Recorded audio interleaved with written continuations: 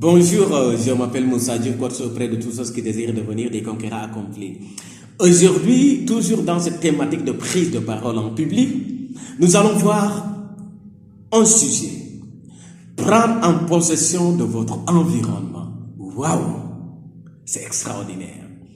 Il est important, chers orateurs et oratrices, de savoir comment prendre en possession de mon environnement. Écoutez. Votre environnement a des opportunités à exploiter. Votre environnement aussi a des menaces. Et vous devez transformer ces menaces à des opportunités pour pouvoir livrer convenablement votre discours et atteindre vos objectifs. Comment prendre possession de votre environnement? Cela commence avant d'entrer dans votre environnement, c'est-à-dire là où vous allez tenir votre discours, à la maison, au bureau, et vous vous préparez mentalement d'abord. Votre mentalité doit être forte, bien préparée, et cela vous permet de devenir un orateur ou oratrice percutant ou percutante, puissant et influent. Dites-vous que je suis l'homme de la situation. Dites-vous que je suis le héros ou la héroïne. Dites-vous que c'est moi qui contrôle.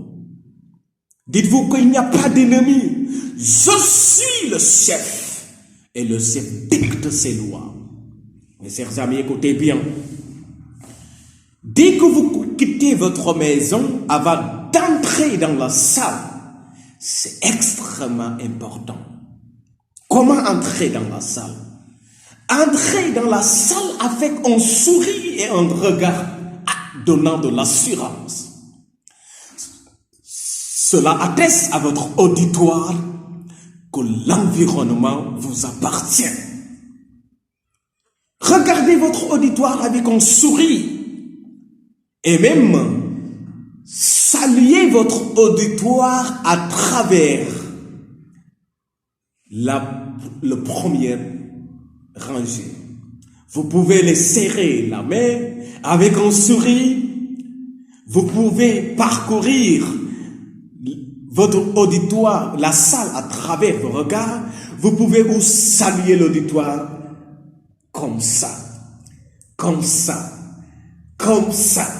Montrez à l'auditoire que vous êtes le propriétaire de la salle. Cela amène à votre auditoire d'occuper la place du subalterne, comme des suiveurs, comme inférieur à vous. Parce que si votre auditoire, l'environnement vous influence négativement, vous perdez le contrôle devant votre auditoire. Écoutez bien, chers amis, ce que je vous dis est extrêmement important. C'est important, mes chers amis.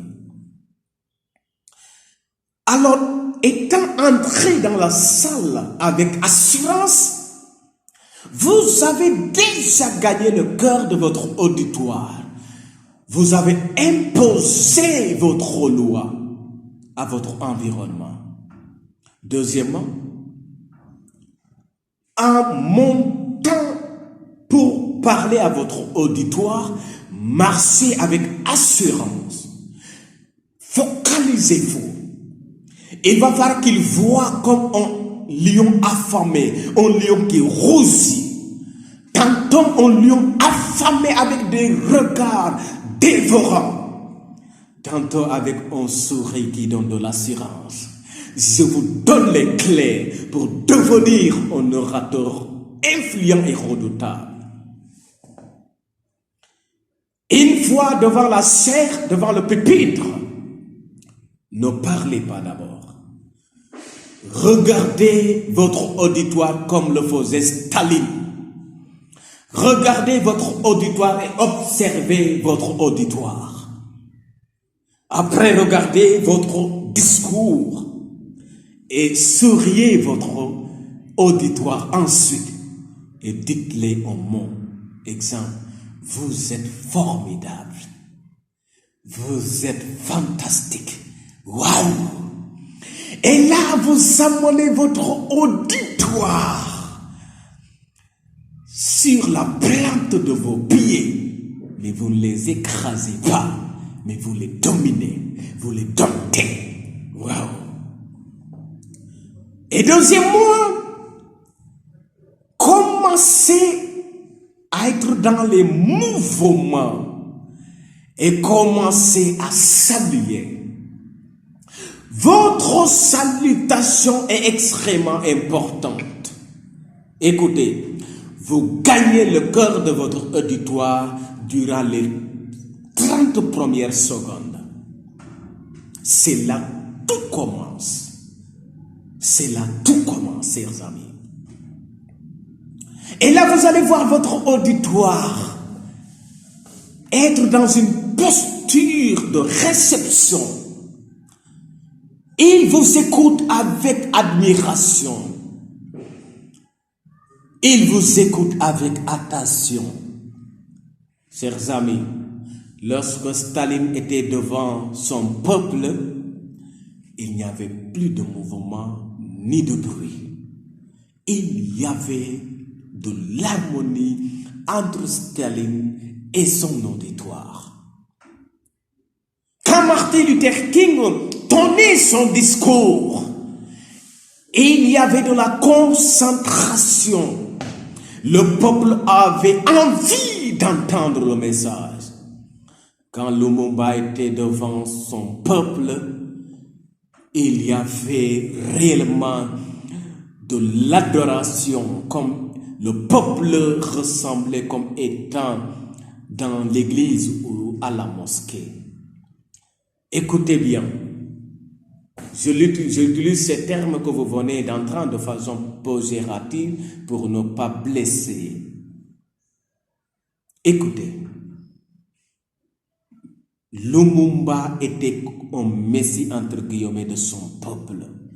Et à chaque fois, il y a un climat vivace dans la salle, des acclamations, de la concentration. Tantôt, les gens voulaient embrasser Lumumba, voulaient arracher le discours, parce que le discours était percutant et authentique. Mes chers amis, prendre en possession de votre environnement vous permettra d'être en l'aise pour livrer de façon puissante, avec beaucoup d'impact, votre discours. Merci de votre aimable attention.